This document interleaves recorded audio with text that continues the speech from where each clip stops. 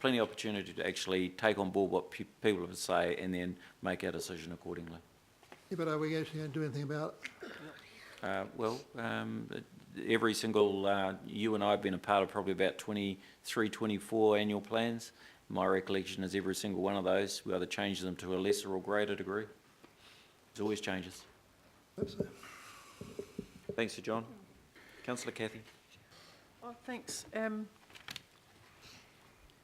you just, I've got a couple of questions I didn't ask at the workshop, I just remembered about them. Can you just remind me who the key stakeholders are that we're going to have have your say meeting with? We went into that in some detail the last time to make sure there was fair representation. Look, we don't have the list, it's maintained and there's no secrecy there. We're happy just to share it out amongst councillors. I think the last time there was just from me, it was to make sure that the unions were represented as a key stakeholder in Auckland.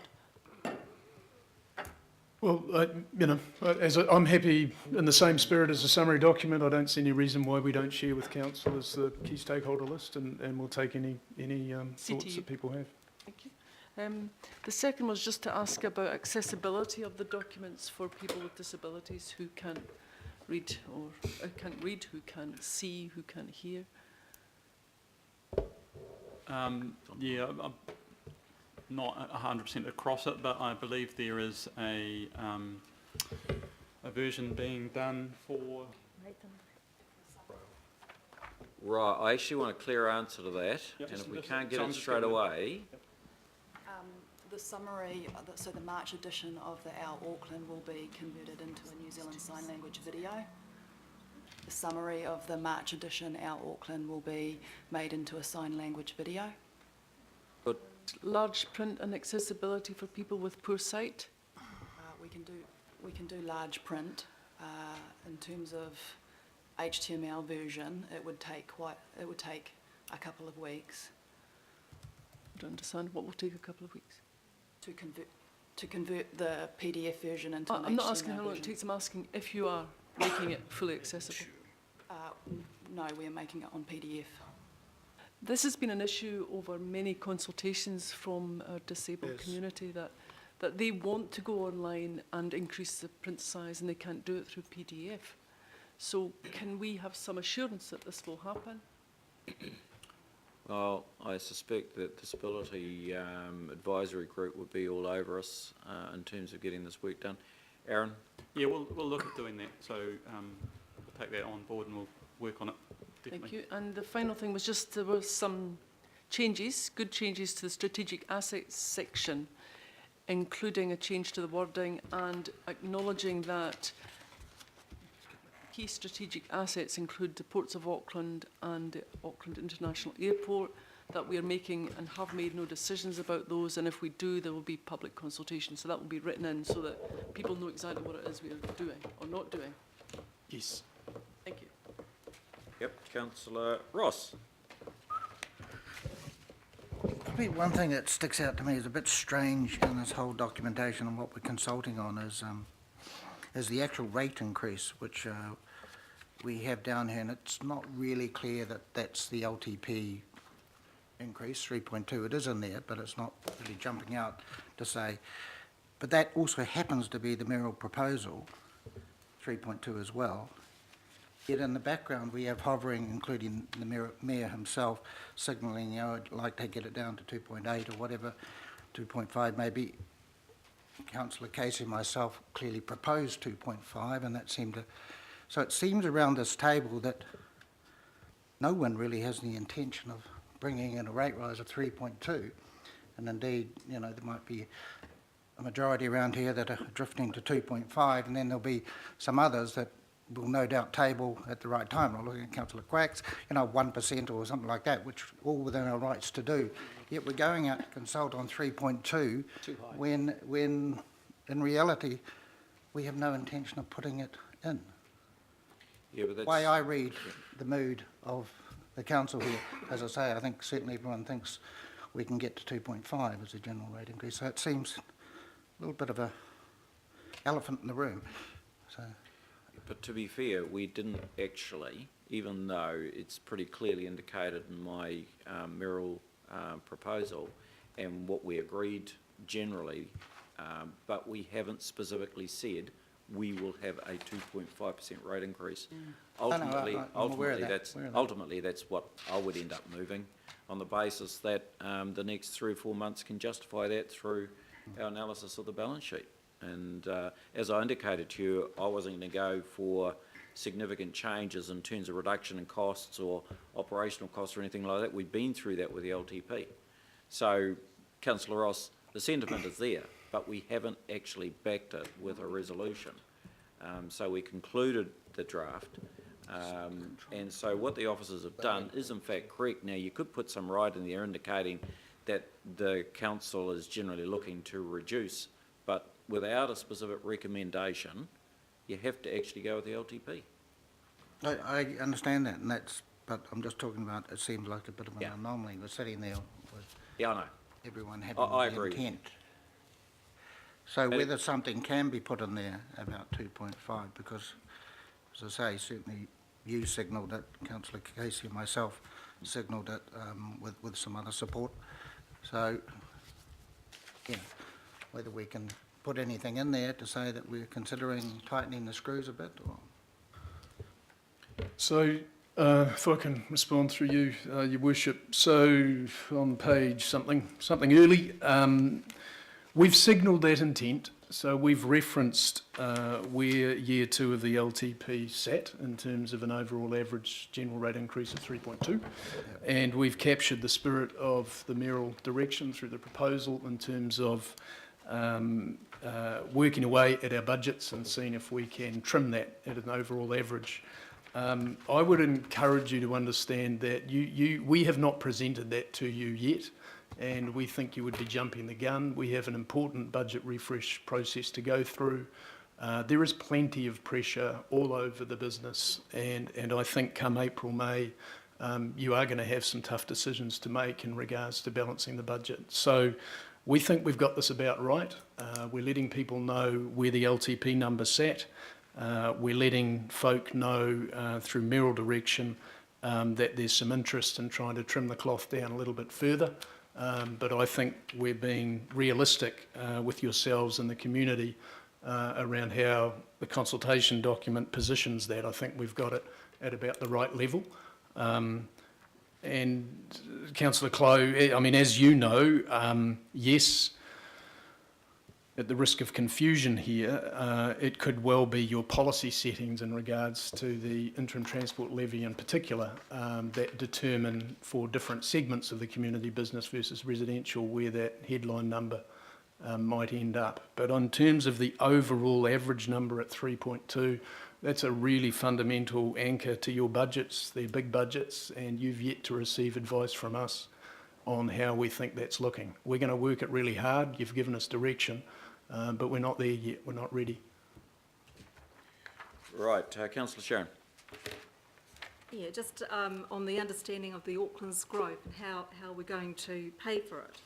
I know half the money's coming from central government, half the money's coming from the ratepayers. When I've asked about, so we're going to borrow money. We're also going to try and get money from selling assets. Well, a lot of our assets are actually assets that we are actually infrastructure, and we can't sell. So very concerned, because all this borrowing, at the end of the day, we're going to borrow money, but somebody has to pay for it, and that's going to be the ratepayers. Now, just thinking about the CRL, and just thinking about what Councillor Walker was just talking about, right? The funding's going to be that we're going to be borrowing for is going to be for the CRL. Haven't got a problem with intensification in the right areas. I think along the rail corridor, at the moment we're looking at intensification in a lot of leafy suburbs, which are very attractive to people that live in New Zealand and Auckland, people coming to visit, wanting to come and live here. So I just want to put that on the table. I think we have to be really, really concerned about the borrowing and which assets we're going to try and sell, because most of our assets, when you really look at them, most of our assets are actually infrastructure and things that we need to run this city. Thank you. It's absolutely right. Councillor Wayne. Just want to take the issue further that Kathy Casey raised about accessibility of information and the absolute imperative of having this information in HTML. What we're dealing with is information that is essentially words and numbers. If you've got the numbers in HTML, anybody can crunch the numbers. They can produce their own graphs. They can dig down. You can't do that with PDF information. So it's impossible for anybody to actually work with it. As far as the words are concerned, if you've got the words in HTML, not only does that it make it easy for the deaf community to transpose it into their language, it also means that anybody in our super diverse community can go through Google or the like and HTML. translate the language so that they can see that language in written form, and they can even, through programs, verbalise it. So we are discriminating, frankly, against a huge number of Aucklanders who increasingly have difficulty with the information that we're providing. And we are falling further and further behind other cities that are actively communicating much better with their citizenry. So this is something that we can do. It's incredibly simple. We just have to have the political will to do it. It could be done tomorrow. So why not? Very good. And I think you've heard the undertaking from the officers, Councillor Wayne. Councillor Christie. Thanks, Mr Mayor. Look, I just want to refer to motion D is put there in support of the Tupunga Maunga operational plan, and Councillor Fletcher can't be with us, but I think I can speak on behalf of Councillor Bill Cashmore as well. Just to point out that there is no extra money being sought there. It's the LTP just carried through, and with a little bit of reprioritisation, and the reprioritisation has got an emphasis on the authority generating more income and saving on some of its operational budgets into the future. So we're reallocating $150,000 into the direction of the Info Centre fit out on Maunga Whao, 25k for some responding to some building inspection reports. We want to make sure that we can get tenants into those buildings and get more revenue. That's a priority for the Maunga Authority. There's some dangerous pines that we need to take down on One Maunga. We've got some vacant buildings and we want to investigate how we get better tenancies there. Michael King Writers Centre, we've got some issues there, $70,000. But overall, it's about bringing the blowtorch to creating new revenues as quickly as possible so that going forward, the next LTP, we are less reliant on the ratepayer contribution and more self-reliant. So I commend support of D. Right, now just, Councillor George. Thank you, Mr Mayor. I've got a couple of issues or points. Firstly, on page 5, is it? It's in relation to background.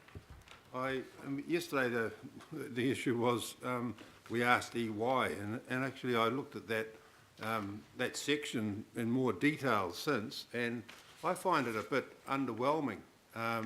I thought that when we passed the motion in relation to this, when we did the long-term plan, we were going to get these reports done post-haste so that we could use the material we've gleaned to put it into the next annual plan. But it seems that we're now, it's going into the abyss.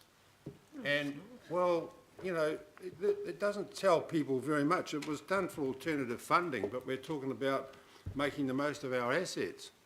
I thought it was to look at alternative funding, and I can think of things like shared services, which would be very apt, and I don't think, you know, it would be too difficult to bring in as a council, which could save us considerable money. Dealing with the assets, I mean, Councillor Casey's talking about strategic assets. Well, it's not just strategic assets, there's other assets as well. So I'm just disappointed with that. We paid $490,000 for those 2 reports, done at pretty fast speed, and I don't see that we're going to get the benefits from them. And and the link to those reports there is pretty detailed, and I just wonder if you could have a hyperlink to go to each of the reports. You know, especially if it's electronic, it would be easier to find with a link there.